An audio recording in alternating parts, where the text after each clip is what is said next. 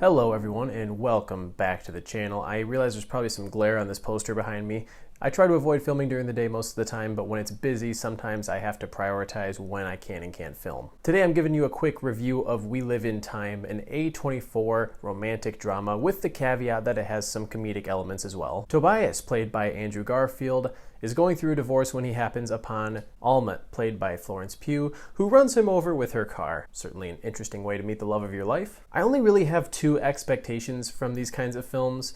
The first of which is there's got to be chemistry between the two leads, which is, it's where that feel-good energy comes from, and it's why these movies make for a great date night. Thankfully, Garfield and Pugh have that in spades. I have zero complaints about their chemistry and the way they play off of one another. As far as the casting goes, this is about as good as you could possibly hope for. The second thing that I ask for is strong, character-driven storytelling, because without that, we're just watching two fine-looking slabs of meat making out. That does not sound how I intended it to be, but you get what I'm trying to say. This is where things get a bit shaky for We Live in Time, because it's told in a non-linear format. Very early on in the story, the two are already married, and we see Alma receive a diagnosis of stage 3 cancer.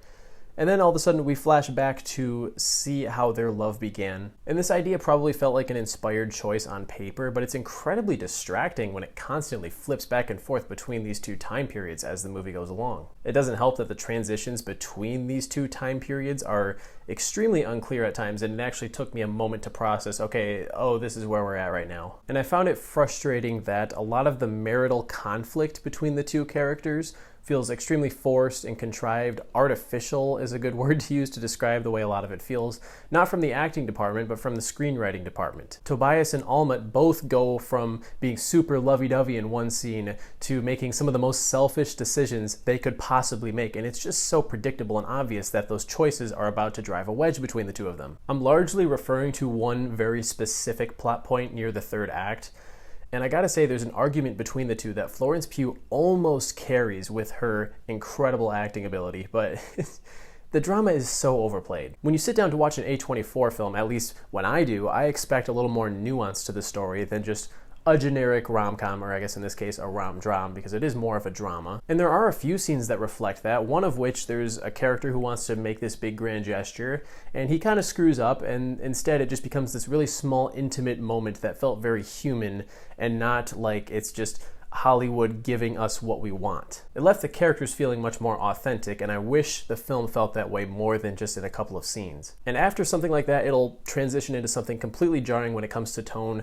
There's a childbirth scene that is so utterly ridiculous that I couldn't tell if I was intended to be laughing at it or if I was supposed to be on the edge of my seat. But hey, I was digging it when it was just two quirky people falling in love under the most bizarre of circumstances. Like I said before, it was at its best when it was focusing on the small joys of life and leaning into the authenticity that these two cast members can provide. And I do think it will fare well with its target audience. If you're easily moved by these kinds of weepy, melodramatic rom-drams, you'll probably like it. For me, it just didn't quite do justice to the adept skill sets of Andrew Garfield and Florence Pugh. I was expecting more from it.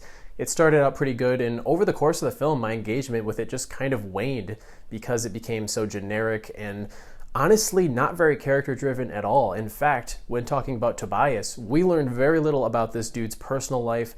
His personality is very quickly brushed over. Alma is a chef, so we learn more about her career and follow some of that as she's battling cancer. And there are some compelling themes there, but once again, they feel very half-baked. I really hate being that guy because this film has been pretty well received, but it wasn't really for me, so I'm gonna give We Live in Time 2.5 stars.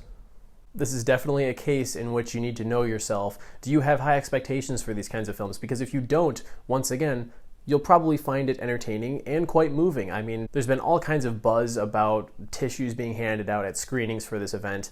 It didn't get me that worked up, and I think most people will probably not be as moved as the marketing is portraying the film as. If you do see the film, be sure to let me know in the comments what you think of it, and what's your favorite rom-com that you've seen in the last couple of years. As always, if you want to see more videos like this, be sure to hit that like button and subscribe before you head out. I'll catch you guys in the next one. See you later.